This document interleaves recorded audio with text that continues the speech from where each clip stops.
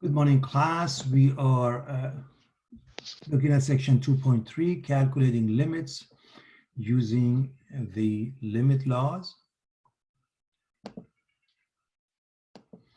We have already covered the first section, the tangent and velocity problems. We went to section 2.2, the limit of a function. And now we're going to move on to calculating limits using the limit laws. All right. Let's look at the synopsis of what we covered when we looked at the limits of a function. First, the definition of a limit, okay, the limit of f of x as x approaches a equals L. Simply put, it says when we get closer and closer to a from both sides, if we are approaching the same y coordinate, we call that y coordinate L, okay? So that's one thing. If you look at the bottom, it gives us this idea by using the one-sided limits, okay, class?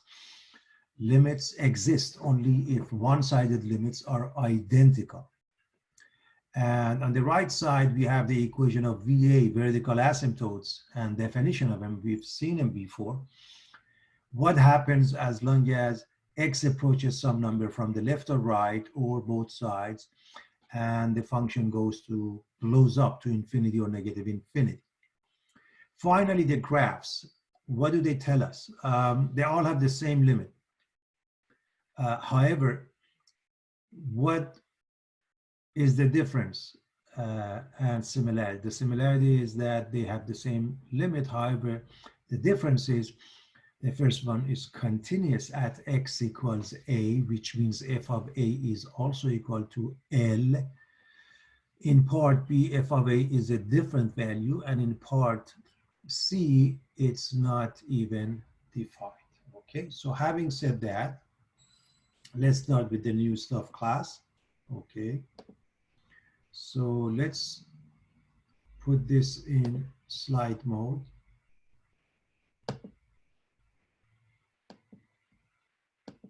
And then move on. Okay, we've seen this stuff. So let's go to new stuff. Very straightforward. The idea of a limit laws, I will look at an example of that, is that basically if the limit of f of x approaches a and limit of g of x approaches a given, okay, then we can use as long as they exist, okay, then we can use any combination as we do the algebra of functions. That's really the bottom line. And when we get to that particular function, we can replace it. However, what we are going to do, we are going to look at this concept known as direct substitution. I'm a big fan of that. I think it's very straightforward. You basically plug in and observe. That's all. You plug in and observe. And you can do that, okay, when the function is a continuous function, by the way, okay.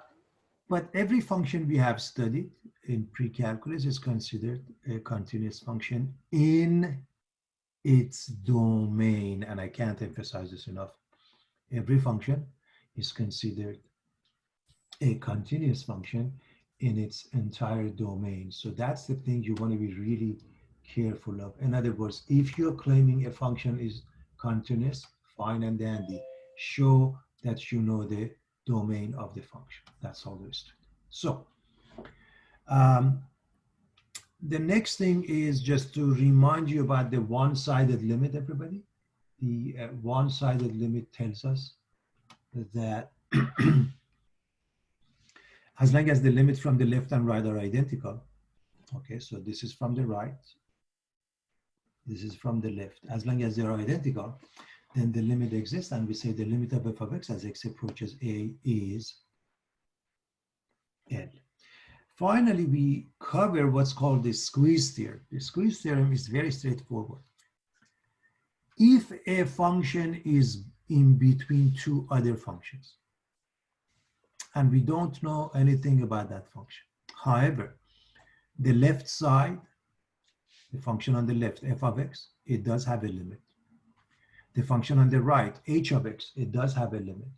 Both of them when x approaches a. So this one has a limit, this one has a limit, and the two are identical. Then the function in between must have a limit by squeeze theorem. All right. So that's the synopsis of the section. Let's move on, everybody. Warm-up example. I personally don't expect you to do it this way. However, you may have to practice for the sake of homework or even exam questions. So use the limit properties to find the following limit. The limit laws applies in the following manner. Okay, if you want to go with the limit laws, there are three terms here. So you cut them into three terms. And notice the lim sign sticks around, okay, and it doesn't go away. Okay. So that's the first thing. There are three terms, cut them into three pieces.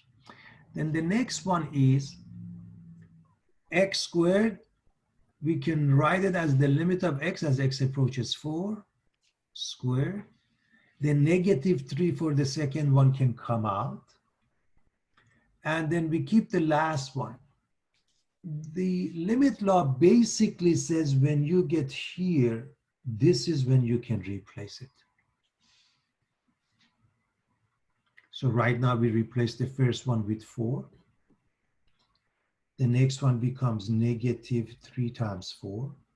And the limit law says if you have a constant, a number, then you just write the number. Okay, class? And when you add them up, you get 11. However, as far as I'm concerned, okay, again, you've got to follow the homework and the exam the way they want you to do it for 4 credit. As far as I'm concerned, I would simply plug in and observe. Simple. The answer becomes 11. So what I want you to see is the process is very straightforward. You go step by step and you see what happens. You plug in and you observe as the last result, okay? Let's move on. We want to evaluate the following limits. If they exist, we are looking at a graph of different functions. Okay, we have the f function in red, the g function in blue, and we want to evaluate the limit of f of x plus 5g of x as x approaches -2. Never mind part b. So the very first thing is to realize how we can simplify this by using the limit laws, okay, and taking them out, okay. But before we do that, let's look at each case, the limit of f of x as x approaches -2, okay. So f is the red function. So in this branch and in this branch, I'm looking at, this is number -2 class, approaching -2 from both sides. As far as the red one is concerned, we are moving towards the whole as a y coordinate 1, this whole as a y coordinate 1, okay class.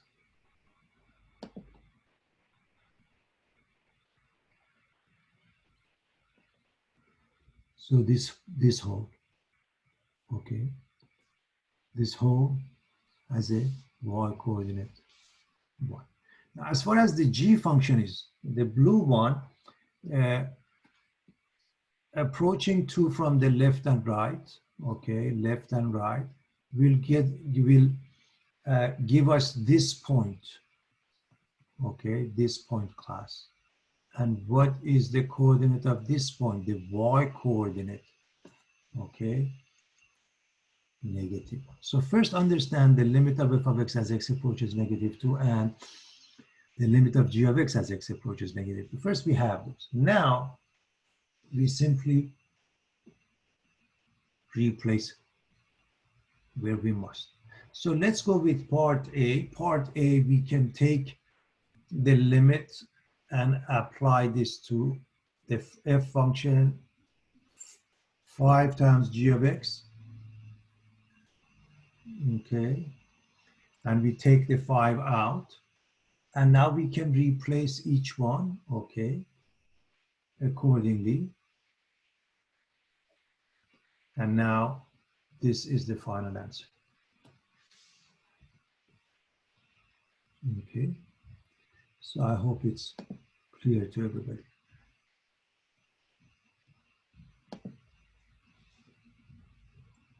All right.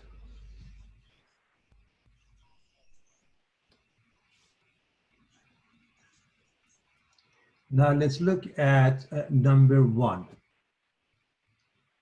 Okay, so when we are approaching number 1 for f, I hope you realize, again, let's just go with the highlighter, maybe it's easier.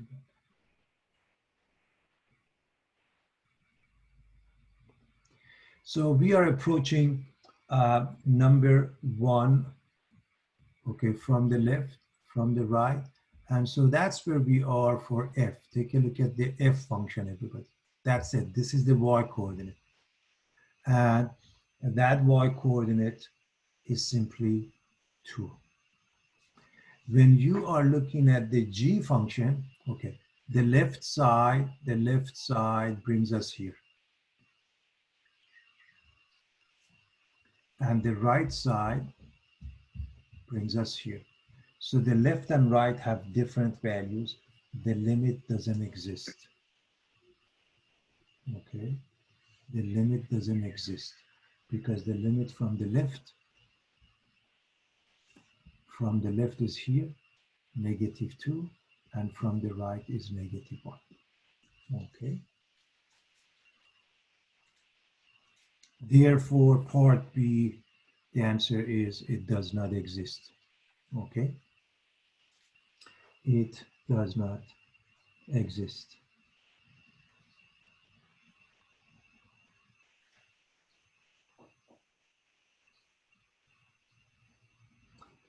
All right. So one from the right, okay, one from the left. This is the explanation class that I went over. Okay.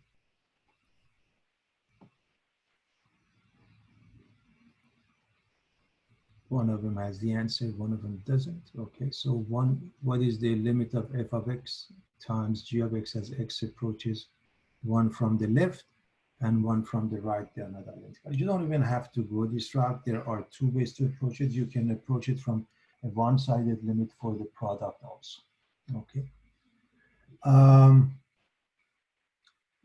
Again, previously what we did was good enough. You don't have to go to the extra step. However, I hope you realize the meaning of this, okay? This was discussed, okay? This was discussed, class. You can see it from the graph, okay? And then look at this one. This is one-sided limit. This is one-sided limit, and each one exists, but the 2 are not identical, so that's why. But what we did before is just as good. You don't have to go this route. In any event, how about the limit of f of x over g of x as x approaches 2? Okay. Well, we have to find each one. So when x approaches 2, okay, when x approaches 2, I hope you see that. By the way, the function is continuous at that point, and so the limit exists, and it's the y coordinate which is here. However, for the g function, it's 0 and you can't divide by 0. So I hope you see why this doesn't exist, simply because the denominator, which is the limit of g of x as x approaches 2, is approaching 0. So let me just quickly write that for you.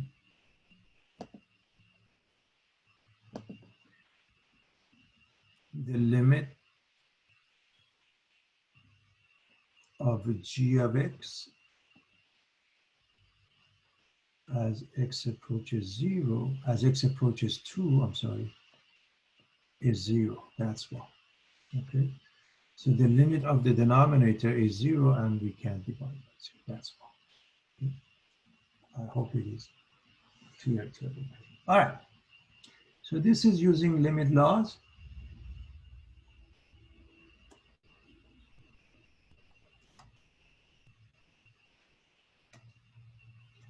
We are going to move on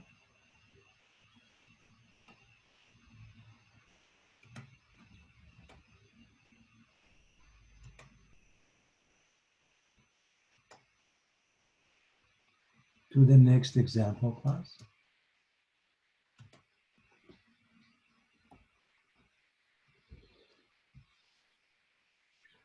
What you're looking at is the graph of the function absolute value of x over x. I hope you see if x is larger than 0, the top becomes x, and x over x is 1. If it's smaller, the top becomes negative x, and the answer is negative 1. We can't have 0 simply because we can't divide by it. I hope everybody's clear on that.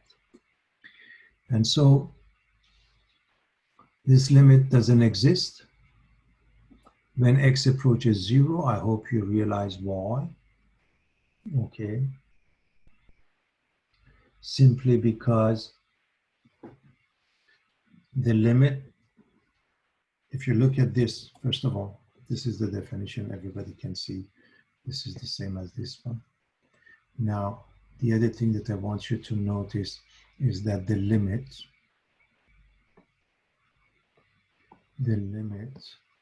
of y, I'm going to call it y, as x approaches 0 from the left is negative.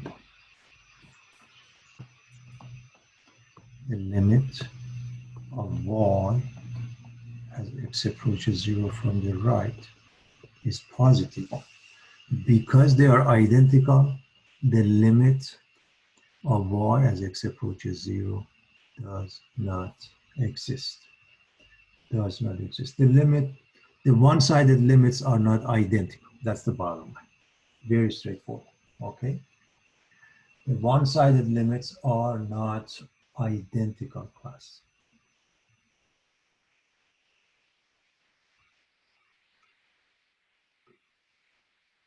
Okay.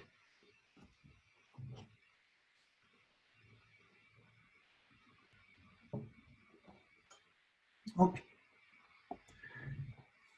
Let's look at more examples. What we are going to do, we're going to take the easy way out by simply plugging in and observing. So what I want to mention, I want to remind you what we do when it comes to the limits. I just want you to simply plug in, class, okay? Just plug in and observe. So what happens when you plug in? So you plug in. When you plug in, you may get to a number.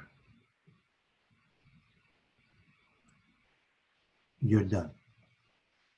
I'm repeating what we have gone over. This is extremely important. You may get 0 over a number. That is equal to 0 and you're done. You may get 2 numbers over a 0. All you have to figure out is it negative or positive infinity.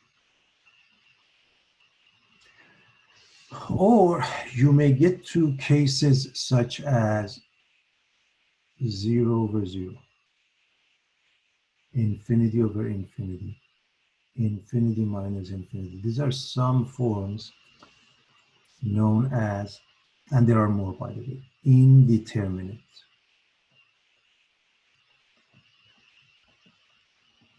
So in the case of indeterminate, simply put, means more work, more algebraic techniques needed to fix the problem, okay? So I translated into, for me at least, more work, meaning I got to figure out what can fix it. Part A is very simple. Plug in and observe. When you plug in, the top becomes 9, the bottom becomes 4. Take it out of the radical, becomes 3/2. So part A, there's really not much to it. You plug in and you get 3/2. It works out, everybody. Professor? Yes. Question, sorry. What do you plug in? Plug in x equals 2. Okay. Okay, thank you. Because x is approaching 2, am I right? Yes, that's correct. Perfect. Thank you. All right. Okay. Let's do part B.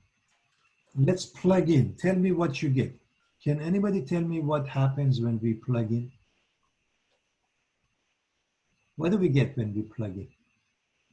Replace the x with -4. What do you get, class? Anyone? 0. Say it again. 0. No, if you get 0, you're done. If you get 0, you're done. So what is the numerator? Let's put it this way. What is the numerator? Everybody, plug in. You can do the math. This is elementary. Plug in -4. Can you tell me what you get in the numerator?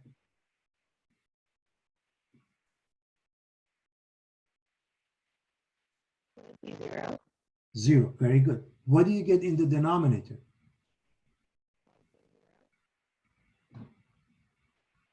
Can you add two numbers and tell me this? You're a calculus student. You plug it into the denominator. What do you get?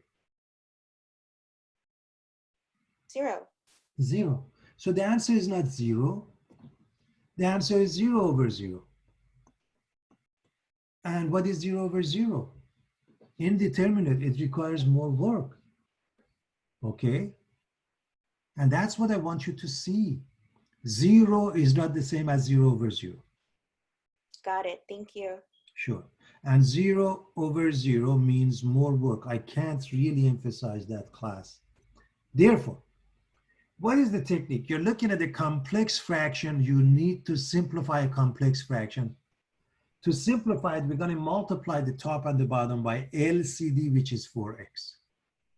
So we're going to multiply everything by 4x. When we do that, notice what happens. You're going to multiply this by 1/4.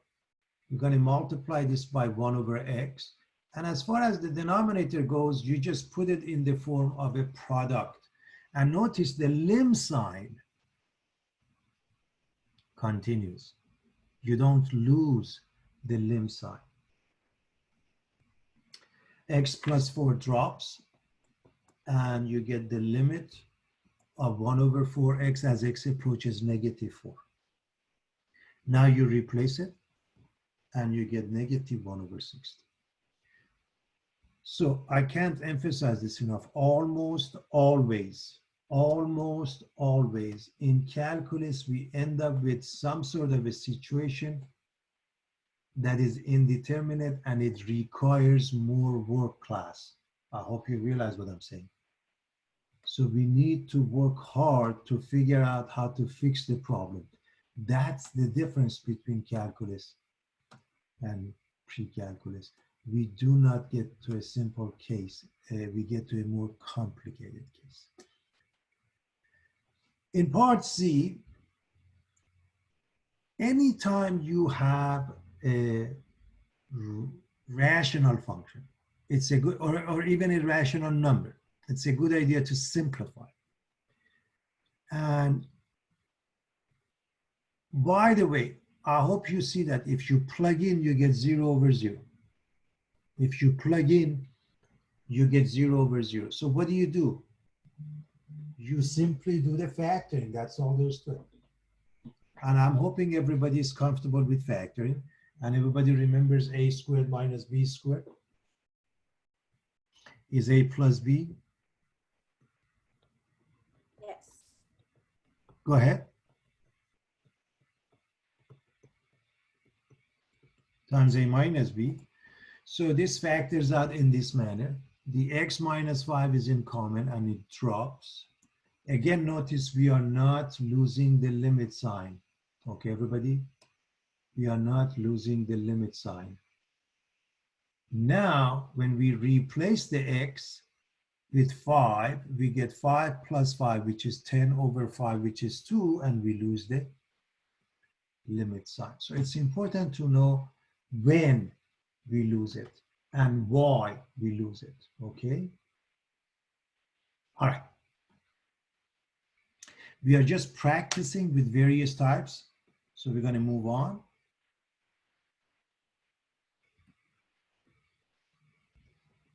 Part A, again, the same thing.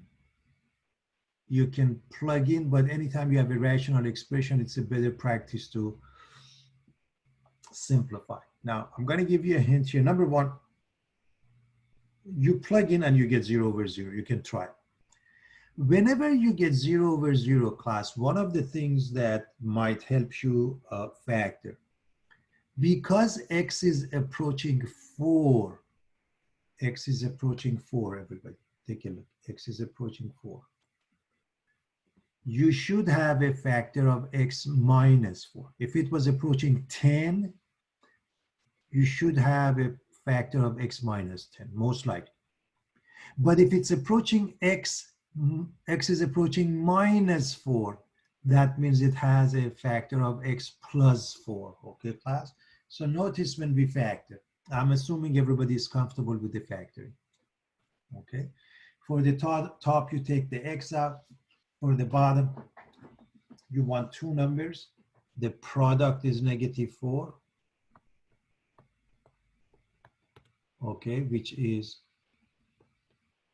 the C, if you will, and the sum is -3. Everybody remembers basic factor. So x minus 4 drops out, right, everybody? And now you replace the x with 4, and you have the answer. So again, in most cases in calculus, we end up with a situation that requires a little bit of a work. I hope everybody understands what I'm saying. I really can't emphasize this enough, okay? And so that's what we do. Now, can anybody tell me in part B, when we plug in, replace the h with 0, what do we get? If we plug in, what do we get, everybody? We get 0? Again, if we get 0, we are done. Do we get 0, class? No, we get 0 over 0, so that's indeterminate. Thank you so much, Joseph. Class, plug in. The top becomes 0, the bottom becomes 0. So you do not get 0. I can't emphasize this enough. Because if you do get 0, you're done. It's finished. You get 0 over 0. Replace the h with 0, you get 0 over 0. This is indeterminate. So what is the technique to take care of the business? You multiply by the conjugate of the numerator because it's in the form of a square root.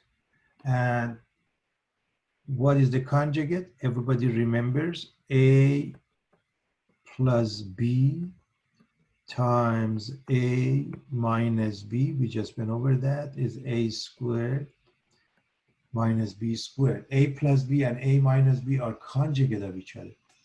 So all you have to do, change this negative sign to positive, and it becomes a conjugate. However, you have to multiply the top and the bottom by the same thing, because otherwise it's not acceptable. This fraction is equal to 1, and that is okay. Again, you can't just multiply the top by it, okay? You have to multiply both of them. And this is what we do. Okay, so having said that, what happens to this expression? You multiply the top, and the top becomes the square root of 1 plus h, a squared minus 1 over b squared. The first part comes out and the second one becomes 1. By the way, I want to make sure everybody understands that negative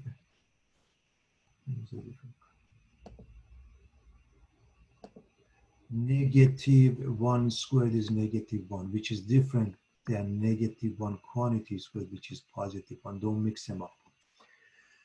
So notice what happens. We can drop the 1 and negative 1. And what about the denominator? Do not distribute the h, keep it. Why? Because remember, h is approaching 0, and the 0 in the denominator gives us a hard time. We want to get rid of it somehow. Now notice we can factor out the h and get rid of it. From the top, it changes to 1. From the bottom, simply goes away. Now, if you replace the h with 0, it gives you a number, 1/2.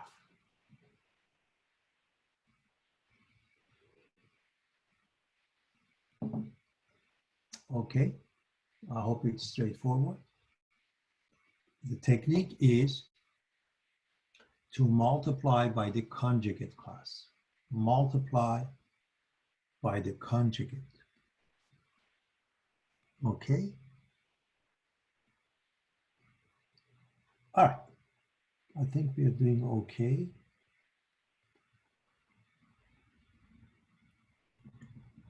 What I want to do, I want to give everybody a moment. I'm going to pause the recording. By now, you probably have enough practice. I'm going to pause the recording, see if you can do this in a minute. All right. By the way, anybody has the answer? What happens when we plug in, class? When we plug in -4, what do we get? 0/0. Beautiful, beautiful. Therefore, we need more work to do.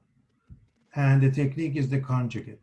So let's multiply by the conjugate and pay attention to the fact that this is equal to 1, everybody. This is equal to 1. And so when you multiply, the first portion, the square root comes out, and then minus 5 squared. So the top class, the top becomes x squared plus 9 minus 5 squared, which is 9 minus 25, which is minus 16. Now, what I want you to pay attention again is that we do not touch the denominator at all. We don't. We just keep it intact as a product of two pieces. Remember, x is approaching -4, so that's a problem. What is a problem? X plus 4. So you're hoping the x plus 4 drops. You can see the numerator gets factored out, and x plus 4 drops. And you write what is left.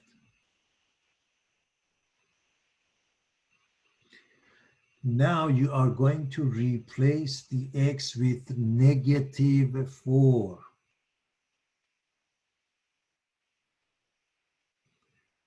So -4 minus 4, the bottom becomes -4 quantity squared, which is 16 plus 9, which is 25, comes out as 5. And this becomes minus 8 over 10. And then it simplifies to -4 over 5. -4 over 5. Okay, class? I hope it's straightforward.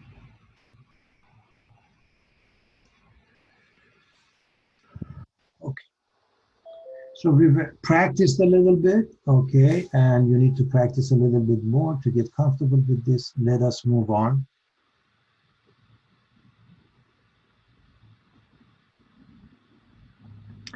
The concept of a squeeze theorem was explained, okay? And I want you to even look at this graph that gives us the idea. The idea is that if there is a function in between, and we are just interested from A to B, from some, in some, interval. It doesn't have to be everywhere. In that interval, and A is also in that interval, if the top one has a limit, the top in this case is H. If the bottom one is F, that means the left side, if you will. If they both have the same limit, when X approaches A, okay,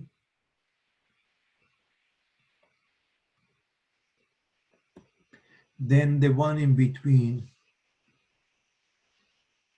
has the same limit. So the squeeze theorem or the sandwich theorem or the pinching theorem, okay, states that if g of x is squeezed between f and h near a, and if f and h have the same limit at a, then g is forced to have the same limit L at a, okay. We want to look at a couple of simple, examples involving the squeeze theorem. So,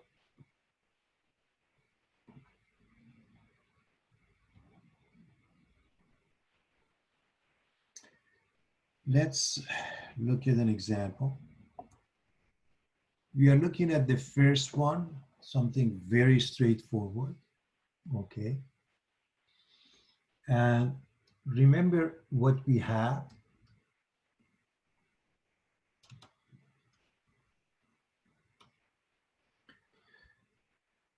We have the squeeze theorem saying, we are looking at part number 38, okay? That if the limit of the left and right are the same, the limit in between must also be the same. That's the idea behind it. I hope everybody is comfortable with what I'm saying, okay? So this is known as the squeeze theorem, okay, class? And let's look at the limit of the left side. The left side is 2x. The left side is 2x. So let's take a limit of that as x approaches 1. Clearly plug in and you get 2 times 1, which is 2. Very straightforward, very simple, you're done. The right side function, here's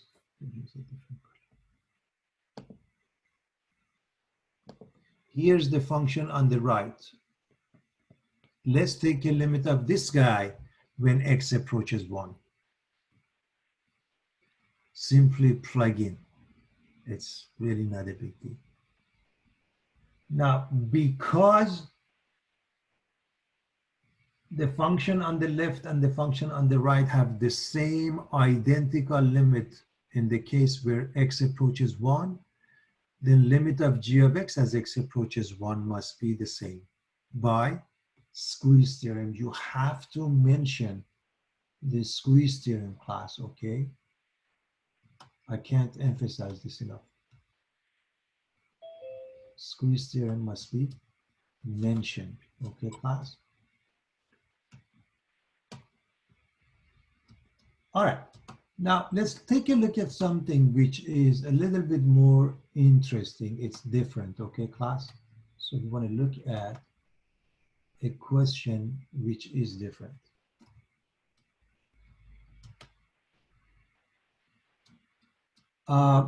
If you look at the next question, is asking to prove that the limit of square root of x times 1 plus sine squared 2 pi over x as x approaches 0 from the right is 0. Something completely different, but it can be handled using the squeeze theorem. So the process, of course, is interesting, and I want you to see that, class, okay?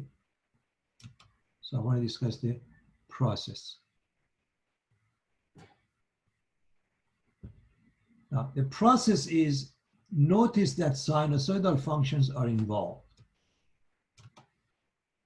Okay, so if sinusoidal functions are involved, what do we know about sine and cosine? We know that there is a limit.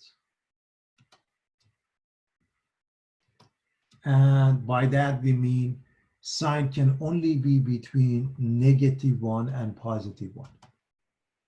So regardless of the argument, this is called the argument of sine, cosine, okay. Regardless, okay, let's clean this up. Argument. The sine is between -1 and 1. We know that. Sine of x or sine of 2 pi over x or anything else. So what we are going to do to use the squeeze theorem is to make the expression look like, we want to get to this expression, class. We want to get to this expression. Okay. So the very first thing, we need sine squared. What happens if we square all three sides? Okay.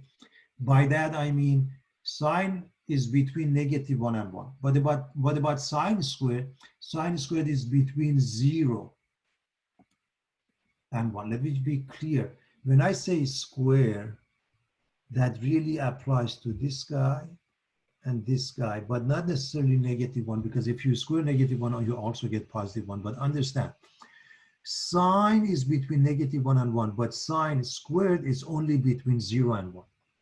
Okay? All right. Look at the brackets. Look at the brackets. What's missing? Number 1. Look at the brackets. Let's add 1 to all three sides. Add 1 to every side. So it looks like the inside of that bracket. What is missing? Square root of x. Let's multiply by square root of x, everybody. Let's multiply by square root of x.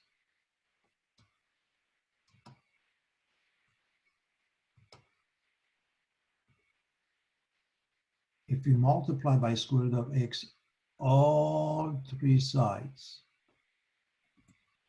here's what we get. Square root of x less than or equal to square root of x times the bracket, 1 plus sine squared 2 pi over x, and the right side is 2 square root of x.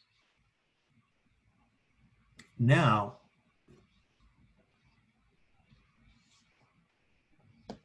take a look. This guy, class, this one is identical to this one. They are identical. They are identical. Take a look. This one, identical to this one. Good. Let us use the squeeze theorem. How? Take a limit of this guy as x approaches 0 from the right, and this guy as x approaches 0 from the right. Let's do that. As you can see, both of them become what? 0. And because both of them are 0, then by squeeze theorem, the limit of the expression in between as x approaches 0 from the right must also be 0. Okay? I hope it's straightforward. This is a question that you probably have to go over a couple of times to get comfortable with and be able to do a similar question like that. Whenever we have a sinusoidal function, sine or cosine are between -1 and 1. Always the value of sine, the value of cosine. So the squeeze theorem can be used. All right. Let's look at the next example. find the limit for this function.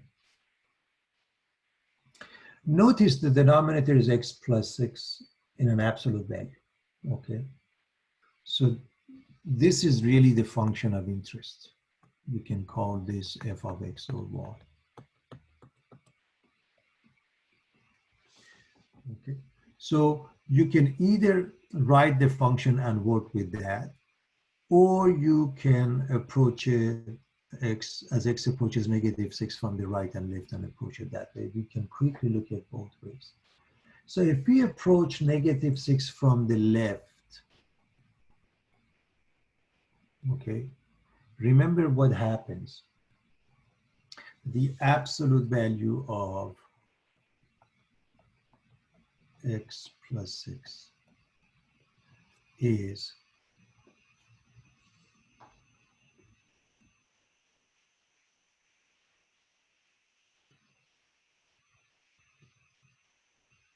x plus 6 if x is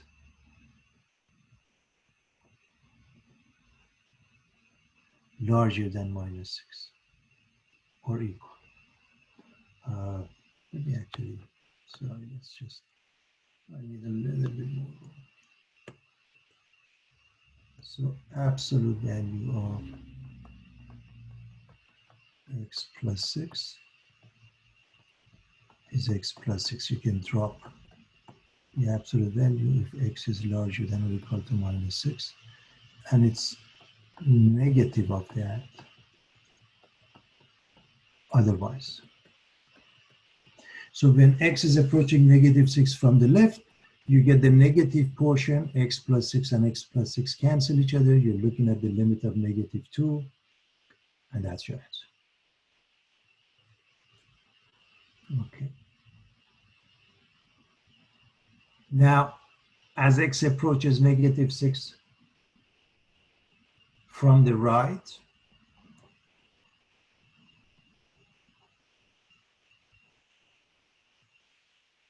the absolute value simply comes out. Obviously, we do the factoring, and this ends up being 2, limit of 2. As x approaches any number, the limit of any constant is itself. Therefore, the limit doesn't exist. Why is that? Because the one-sided limits are not identical. Okay. This is the way to approach it. Another way that I can put up for you here, let me see what color I'm going to use. Okay, let's use a green one. The f of x equals 2x plus 12 divided by the absolute value. This will be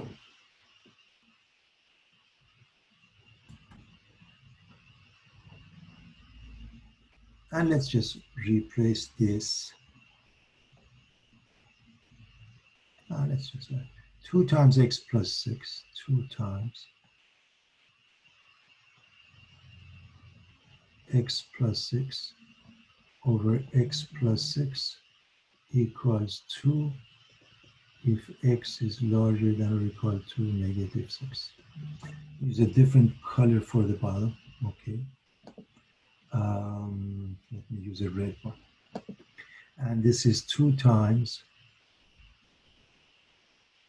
x plus 6 over minus x plus 6, and it's equal to -2 if x is less than -6. That's another way.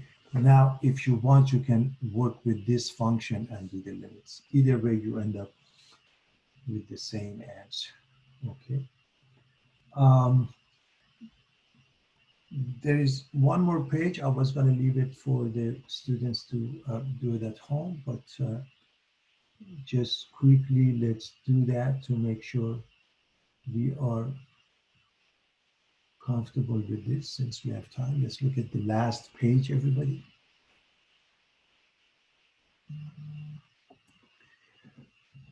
Okay.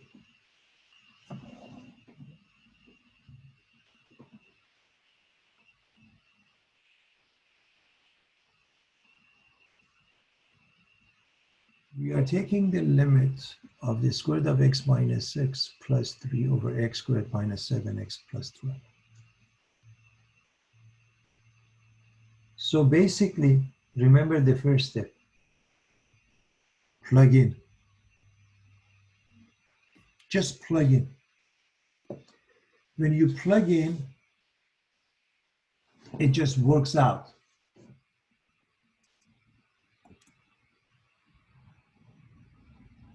Six minus 6 is 0, so the square root of 0 is 0, so your denominator is 3. The bottom is 6 squared, which is 36, minus 7 times 6, which is 42, plus 12. Do the math, you end up with 1 half. You just plug in and it works out. End of the story. Okay?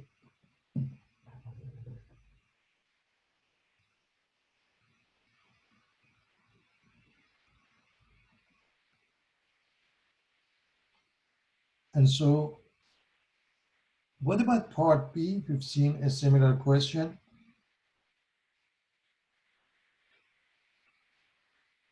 In another page.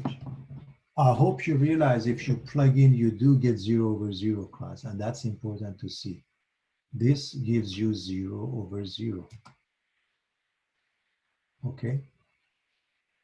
So plug in 0 over 0. What's the technique? Whenever you have a complex fraction, you change it to a simple fraction by taking any methodology that you are familiar with. One method is taking the LCD, which is 3x. You multiply everything by 3x, the top as well as the bottom. When you do that,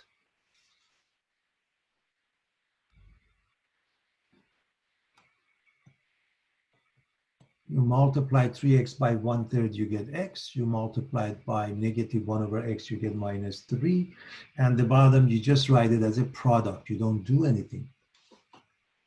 Remember what I said? Because x is approaching 3, if you have a 0 in the denominator, you should somehow get rid of it, which means you have a factor of x minus 3, and that's what happens. They cancel each other. We end up with 1 over 3x. And notice, the limit sign, I can't emphasize this enough. The limit sign doesn't go away, everybody. The limit sign stays there until we replace the x. And this is your final answer. This is your final answer. I hope it's clear to everybody. Okay, it's very straightforward. And of course, it does require a little bit of a practice to get comfortable with this stuff, okay?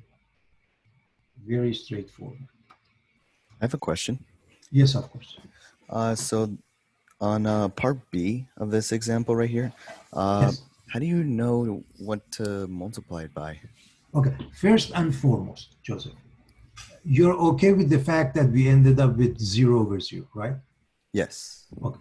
Then the next thing is you look at the fractions and you find the LCD. In the numerator, there are 2 fractions, agreed? The Yes. fractions are, let me use a different color. The fractions are 1/3 and 1 over x. Never mind mine as well, but those are 2 fractions, right? And the denominator doesn't have any fractions. For those 2 fractions, what is the LCD? 3x. So you multiply the top and the bottom by 3x. This is the fastest way. Okay. If the denominator has fractions also, let's say you have 2 fractions at top, 2 fractions at the bottom. Then you have 4 fractions. You want the LCD for all 4 fractions, and you multiply the top and the bottom by that LCD, and your complex fraction will change to a simple fraction. Does that answer your question, Joseph?